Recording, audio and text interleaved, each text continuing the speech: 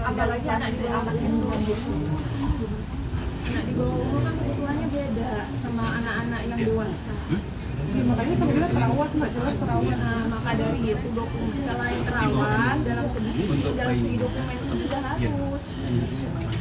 Kalau untuk komputer panas Tapi sini Apalagi kan kalau kelak dia dewasa, aktif lainnya dulu itu. berapa itu? dan katanya dokumennya pun sudah ada yang di Jogja, seharusnya tidak begitu sulit. Nanti rekan kita kan jangan lupa juga gitu kan, kalau misalnya adminnya belum kesini. Aku transfer 100 ambil.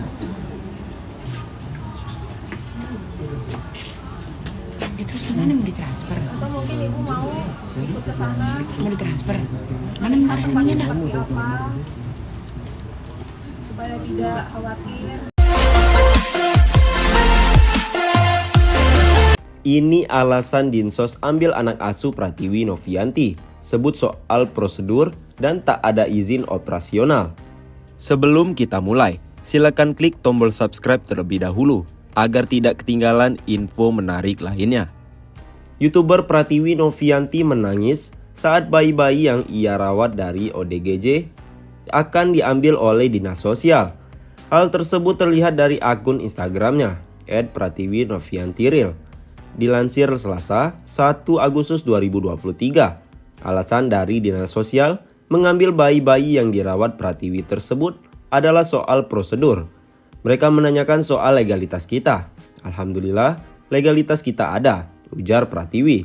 Namun kesalahan dan ketidaktahuan Pratiwi adalah isi dari yayasan tersebut tak ada untuk perawatan bayi.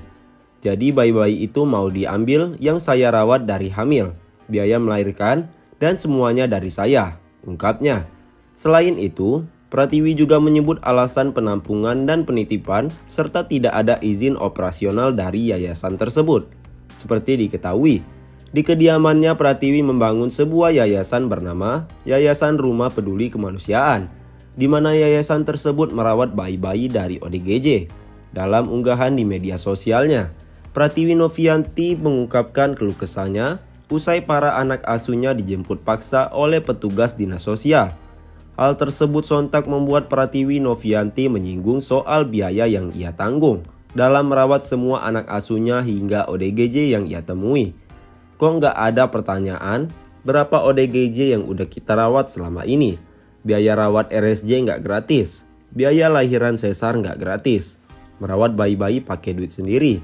Membayar pengasuh-pengasuh semua pakai uang bukan sukarelawan.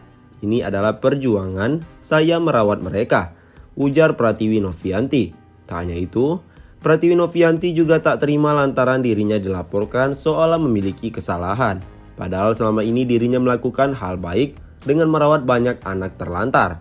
Kisah perjuangan Pratiwi Novianti rela berhenti dari pramugari demi rawat ODGJ, sempat dipolisikan. Beginilah kisah perjuangan Pratiwi Novianti, mantan pramugari yang memilih melakukan aksi kemanusiaan. Pratiwi Novianti rela berhenti dari pekerjaannya sebagai pramugari 9 tahun untuk membantu orang dengan gangguan jiwa atau ODGJ dan terlantar. Bahkan, Pratiwi Novianti diketahui merupakan donatur di sebuah yayasan yang menangani ODGJ, bernama Yayasan Rumah Peduli Kemanusiaan. Terkini, dirinya disorot lantaran bayi-bayi yang dirawat Pratiwi diambil oleh dinas sosial. Tangisnya pun pecah tak terima. Anak asuh yang ia rawat diambil paksa oleh Dinsos lantaran ia merawatnya dengan rasa kemanusiaan. Lantas, bagaimana kisah perjuangan Pratiwi Novianti selama membantu ODGJ dan terlantar? Melansir dari YouTube, wanita akrab disapa Novi ini menceritakan alasan dirinya tergerak membantu para ODGJ. Karena ODGJ itu yang sering diabaikan, orang jadi mereka menganggap ODGJ itu musuh, menjijikkan, padahal ODGJ yang harus mendapatkan perhatian. Untuk makan saja sulit mendapatkannya, ungkap Pratiwi Novianti. Mereka mandi aja lupa, harusnya kita yang sehat membantu dia, memberikan makanan, sambungnya. Novi kembali mengingat perjuangannya berangkat ke pelosok Riau untuk membantu orang terlantar. Ketika bertemu orang terlantar tersebut, Novi langsung tergerak untuk membantu lantaran sudah dalam keadaan tidak baik. Pasalnya, Ia menyebut orang terlantar tersebut menyakiti dirinya dengan mengikat tangan dengan besi. Semuanya sih ngena, tapi mungkin lebih ke perjuanganku sih ke Riau naik mobil. Karena aku mikirkan orang terlantar, itu kita nggak mandi. Karena juga bapaknya ini tangannya maaf busuk karena diikat sama besi. Jadi pas aku bersihkan, juga itu sudah segala macam, ada sendok lah, garpu lah diikat-ikat sama dia di tangannya. Terus aku panggil damkar karena nggak kuat, bukan masalah aromanya. Klinik juga nggak berani karena udah separah itu. Aku pikir diamputasikan, ternyata bisa diselamatkan, ungkapnya. Namun niat baik Novi terkadang tak selamanya mulus. Ia dikabarkan pernah dilaporkan ke polisi oleh keluarga anak yang dirantai di Bekasi pada Agustus 2022. Keluarga tersebut menduga Pratiwi Novianti tidak ikhlas dalam memberikan bantuan karena diindikasi hanya bahan untuk membuat konten. Ketika membuat konten YouTube, Novi sengaja tak menutupi wajah para ODGJ yang ditemui di jalan. Hal itu kerap membuatnya dicibir hingga dipolisikan. Kendati demikian, hal tersebut tak menyusutkan semangat Novi untuk terus membantu orang yang membutuhkan.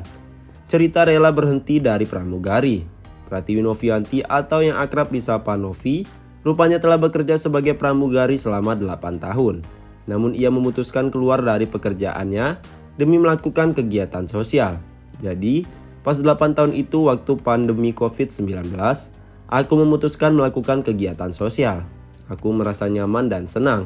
Itu adalah kesenangan yang tidak bisa dibantah pakai apapun, ungkap Novi di acara Pagi-Pagi Ambyar, dikutip dari kanal YouTube Trans TV Official. Novi memutuskan untuk mengambil cuti selama 6 bulan karena jadwal penerbangan yang sepi. Ia mengikuti sebuah kegiatan sosial bersama salah satu artis tanah air. Aku kegiatan sosial di Yayasan ODGJ, khusus orang terlantar di Tasikmalaya. Waktu itu belum punya YouTube. Aku diundang sama Irfan Hakim ke situ. Terus akhirnya aku membantu ODGJ. Ia bercerita, kita cari mereka di jalan, kita evakuasi pakai mobil. Aku merasakan kesenangan yang belum pernah aku rasakan. Mandiin mereka, mencukur rambut mereka. Itu pun bukan berupa materi, tapi tenaga. Tangan kita bisa berguna buat orang lain, sambungnya. Pengalaman itu menyentuh hati Novi dan memberikan ketenangan batin yang belum pernah ia rasakan. Ia pun memutuskan untuk berhenti bekerja di maskapai penerbangan untuk fokus melakukan kegiatan sosial. Novi mengatakan hal ini juga didasari atas pesan ibunda sebelum meninggal dunia.